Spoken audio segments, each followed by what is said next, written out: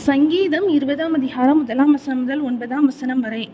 ஆபத்து நாளிலே கர்த்தர் உமது ஜெபத்தை கேட்பாராக. யாக்கோபின் தேவனுடைய நாமம் உமக்கு உயர்ந்த அடைக்கலமாவதாக. அவர் பரிசுத்த ஸ்தலத்திலிருந்து உமக்கு ஒத்தாசை அனுப்பி சியோனிலிருந்து உம்மை ஆதரிப்பாராக. நீர் செலுத்தும் காணிக்கைகளை எல்லாம் அவர் நினைத்து உமது சர்வாங்க தகன பலியை பிரியமாய் ஏற்றுக்கொள்வாராக. அவர் உமது மன விருப்பத்தின்படி உமக்கு தந்தள்ளி உமது ஆலோசனைகளை எல்லாம் நிறைவேற்றுவாராக.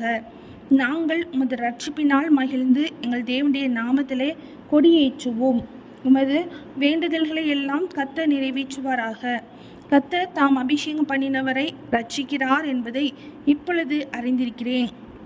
தமது வலதுகரம் செய்யும் ரட்சிப்பின் வல்லமைகளை காண்பித்து தமது பரிசுத்த வானத்திலிருந்து அவருடைய ஜெபத்தை கேட்பார்.